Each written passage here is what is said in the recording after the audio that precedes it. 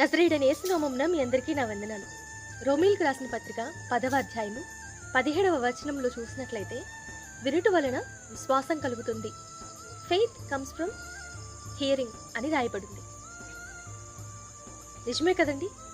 దేవుని యొక్క వాక్యాన్ని మనం వినినప్పుడు ఆ వాక్యం యొక్క ఫలం ఏంటి? విశ్వాసం. విశ్వాసాన్ని పొందుకున్న మనము జీవితంలో ఎన్నో కార్యాలని పొందుకోగలుగుతాం. అందుకే దేవుడు చెప్తూ ఉంటాడు వాక్యంలో, చెవి గలవాడు వినుగాక. చెవి ఉన్నవారు, చెవి పని చేస్తున్నవారు వినికిడి శక్తిని కలిగి ఉంటారు. నమ్మి విశ్వసించిన ప్రతి వారు దేన్నైతే నమ్ముతున్నారో అదంతా పొందుకుంటారు. అంతెందుకు, దేవుడే చెప్పాడు, మీరు ప్రార్థిస్తున్నప్పుడు మీరు దేన్నైతే అడుగుతున్నారో అది జరుగుతుంది అని విశ్వసిస్తే ఖచ్చితంగా మీరు దాన్ని పొందుకుంటారు అని. అయితే విశ్వాసం దేని వల్ల కలుగుతుంది? వినడం వల్ల కలుగుతుంది. అయితే బాధాకరంగా చాలామంది క్రైస్తవులు ఈ కాలంలో ఎటువంటి వాటిని వింటున్నారండి?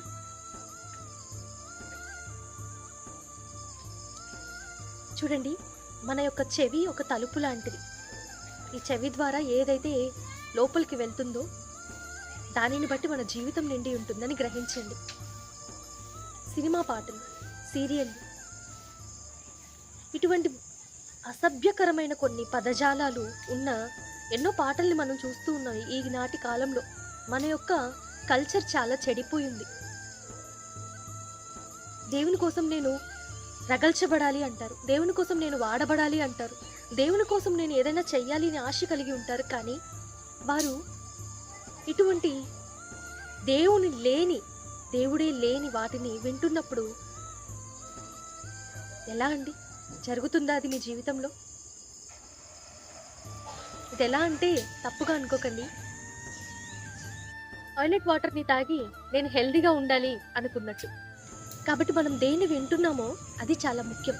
ముఖ్యంగా క్రైస్తవులకి ఇది చాలా ముఖ్యమైన విషయం. మీ యొక్క చెవి ఒక తలుపు. ఆ చెవి ద్వారా ఏదేది వెళ్తుందో దాంతో మీ హృదయం నింపబడుతుంది. అదే మీ జీవితంలో మీరు చూడగలుగుతారు. దయచేసి ఈ లోకంలో ఉన్న ఈ కల్చర్ని ఫాలో అవ్వకండి. అన్యాచారాలను వీటన్నింటిని బట్టి మీ యొక్క జీవితాన్ని వ్యర్థం చేసుకోకండి. దేవుడి వాక్యాన్ని దీవించును గాక. Praise the lord.